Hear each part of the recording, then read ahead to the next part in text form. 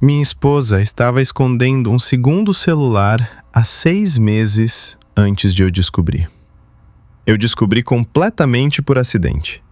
E o que eu pensei que significava, o que eu tinha absoluta certeza que significava, quase destruiu a melhor coisa que já aconteceu na minha vida. Deixa eu te levar de volta ao começo. Meu nome é Daniel. Sou casado com minha esposa, Helena, há 11 anos. Nos conhecemos quando os dois trabalhavam em empregos horríveis num call center, lá pelos nossos 20 e poucos anos. Ela costumava trazer sanduíches caseiros para o trabalho e deixava um na minha mesa sem dizer uma palavra. Essa era a Helena. Ela nunca fazia questão de mostrar sua gentileza. Ela simplesmente fazia. 3 anos depois, nos casamos. Compramos uma casa pequena, adotamos um cachorro chamado Batata. Nada glamouroso. Apenas uma vida tranquila e honesta que construímos juntos, peça por peça. E por 11 anos, confiei naquela mulher completamente. E foi exatamente por isso que o que veio depois quase me destruiu. A primeira vez que algo pareceu errado, eu disse a mim mesmo que estava imaginando coisas. Era uma noite de terça-feira em fevereiro.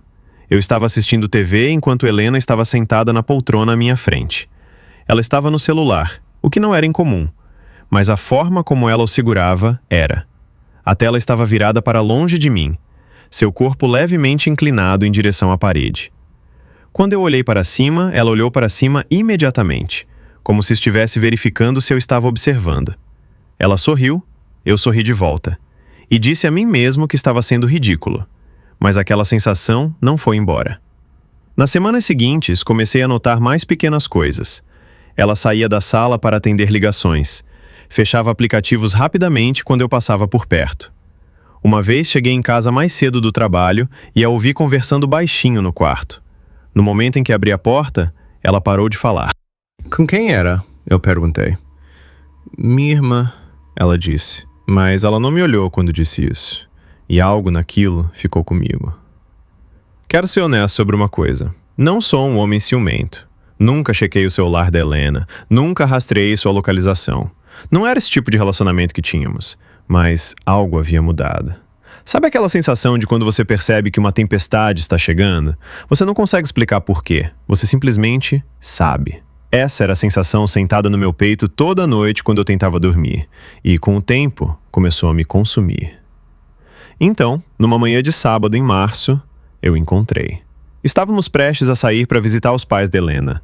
Fui até o carro mais cedo para colocar uma bolsa no banco de trás. Quando a empurrei para o lado, algo deslizou pelo chão. Abaixei e peguei. Era um celular. Um smartphone preto simples, sem capa, sem nenhuma marca que eu reconhecesse. Meu primeiro pensamento foi que alguém havia deixado no carro. Mas então, a tela acendeu. Notificações. Várias delas, recentes. Mensagens daquela mesma manhã. Aquele não era um celular esquecido. Alguém estava usando, recentemente, regularmente. E de repente, senti meu estômago afundar, porque no fundo, eu já sabia quem provavelmente era aquela pessoa. Coloquei o celular exatamente onde o encontrei, então voltei para dentro como se nada tivesse acontecido, mas dentro da minha cabeça, tudo havia mudado. Pelos próximos 2 dias não disse nada, continuei me dizendo que tinha que haver uma explicação. Talvez fosse para o trabalho. Helena tinha um pequeno negócio de contabilidade independente. Talvez fosse um telefone que ela usava para clientes. Talvez fosse um aparelho antigo que ela usava para algo específico. Mas as perguntas continuavam vindo. Por que estava escondido no carro? Por que eu nunca tinha visto antes? Por que ela nunca mencionou? E quanto mais eu pensava nisso, mais sombrias ficavam as respostas na minha cabeça. No terceiro dia, eu não aguentei mais. Esperei até Helena estar no banho. Então, fui até o carro. Peguei o celular, sentei no banco do motorista. Minhas mãos tremiam levemente. Disse a mim mesmo que não ia olhar, de verdade. Mas, depois de uns 30 segundos, eu desbloqueei. Nem sequer tinha senha. As mensagens estavam em uma conversa com alguém salvo simplesmente como IME. Só a letra, nada mais.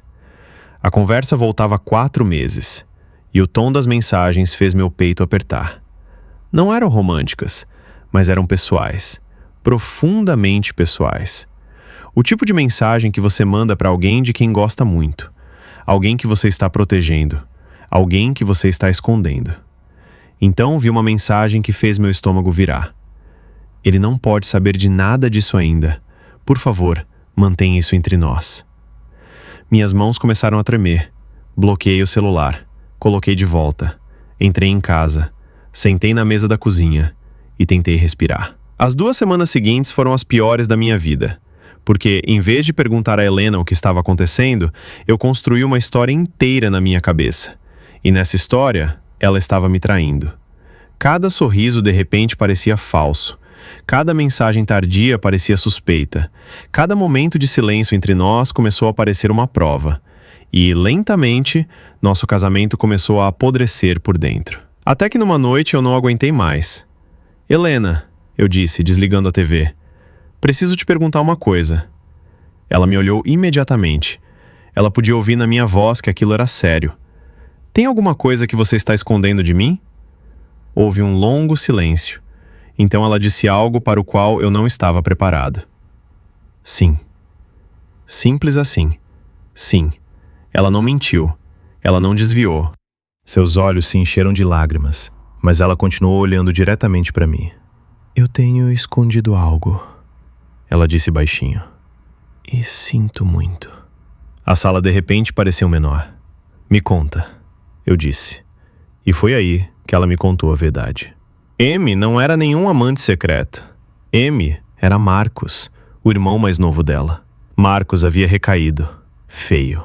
Meses antes ele havia ligado para Helena no meio da noite, envergonhado, apavorado, implorando para ela não contar para ninguém da família. Ainda não. Ele não queria decepcionar todo mundo de novo. Então Helena se tornou sua tábua de salvação. Ela comprou um segundo celular, um número privado que ele podia ligar a qualquer hora, dia ou noite.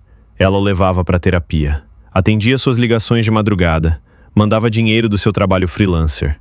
Por meses, ela carregou tudo aquilo sozinha, porque havia prometido que faria isso. E de repente, tudo aquilo em que eu tinha acreditado por 2 semanas desmoronou.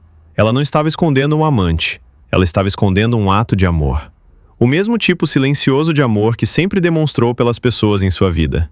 E eu estava ali, na nossa própria casa, olhando para ela como se fosse uma estranha. Eu a puxei para os meus braços e a segurei por um longo tempo, sem dizer nada. Por fim, falei baixinho. Você devia ter me contado. Ela assentiu. Eu sei. Só não queria quebrar a confiança dele. Você não quebrou a minha, eu disse. Eu quase quebrei a sua. E perceber isso doeu mais do que qualquer outra coisa. Aqui está o que eu aprendi com tudo isso. A mente humana pode ser perigosa quando preenche o silêncio com medo. Eu construí uma história inteira na minha cabeça. Uma história convincente. Uma história dolorosa. E nada dela era verdade. Minha esposa não estava me traindo. Ela estava sendo exatamente a pessoa por quem eu me apaixonei. Alguém que aparece para as pessoas que ama. Silenciosamente. Completamente. Marcos está limpo há mais de 1 ano agora. Ele veio jantar no mês passado e fez todo mundo rir de novo. Igual a antes. E a Helena? Ela ainda deixa pequenas coisas na minha mesa sem dizer uma palavra.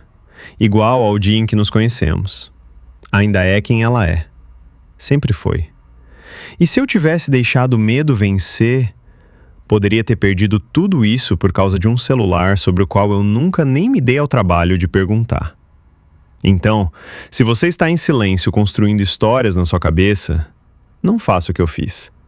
Pergunte, converse, confie na pessoa que você escolheu. Porque às vezes, a verdade é muito mais gentil do que a história que o medo tenta nos contar.